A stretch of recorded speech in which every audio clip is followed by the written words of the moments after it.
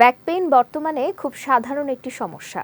গবেষণা থেকে প্রাপ্ত তথ্য অনুযায়ী শতকরা ৮০% মানুষ জীবনের কোনো না কোনো সময় ব্যাক পেইনে ভুগে থাকেন।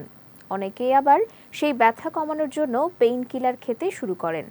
তাতে সাময়িক মুক্তি মিললেও পরবর্তীতে দীর্ঘস্থায়ী প্রতিক্রিয়া দেখা দিতে পারে। তাই এর বদলে বেছে নিতে হবে ঘরোয়া উপায়। বিস্তারিত জানাচ্ছেন শেখ তাসফিয়া করিম।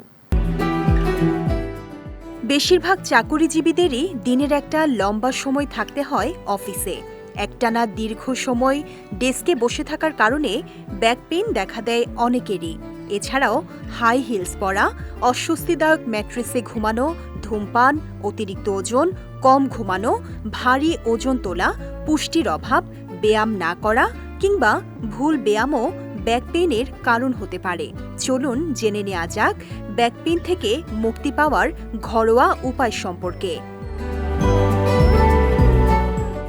ব্যাক পেইন দূর করতে চাইলে দিনে অন্তত ৩০ মিনিট সঠিকভাবে ব্যায়াম করতে হবে।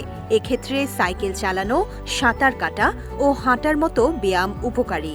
নিয়মিত ব্যায়াম করলে পিঠ ও কোমরের ব্যথা কমতে শুরু করে।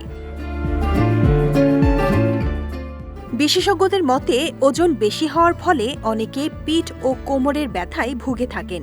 তবে ওজন নিয়ন্ত্রণে আনতে পারলে এই সমস্যা অনেকটাই দূর হয়।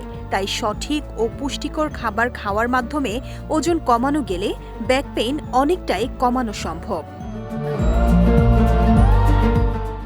বসার ভুল ভঙ্গির কারণে অনেকেই দীর্ঘস্থায়ী ব্যাক পেইনে ভুগতে পারে। তাই কম্পিউটারের সামনে কাজ করতে হলে আর্গোনমিক্স মেনে চলতে হবে। ঘাড় ও পিঠকে আরাম দেয় এমন চেয়ার ও টেবিল নির্বাচন করার পাশাপাশি বসার সময় পিঠ টান টান রেখে বসতে হবে। ঠান্ডা গরম সেক দিলে ব্যথা অনেকটাই নিয়ন্ত্রণে চলে আসে। ঠান্ডা সেক দিলে সেই জায়গায় রক্ত চলাচল ধীর হয়, আবার গরম সেক দিলে রক্ত চলাচল বৃদ্ধি পায়। এই বৈপরীত্যের কারণে ব্যথা কমে আসে। তাই ব্যথা দূর করার জন্য সারাদিনে অন্তত ১৫ মিনিট গরম সেক এবং ১৫ মিনিট ঠান্ডা সেক দিতে হবে। এতে এই ব্যথা দূর করা সহজ হবে। এসব মেনে চলার পরও যদি ব্যাক পেইন না কমে, তাহলে সমস্যা বাড়তে না দিয়ে দ্রুত চিকিৎসকের পরামর্শ নিতে হবে। শেখ তাসফিয়া করিম, বিজয় টিভি নিউজ ডেস্ক।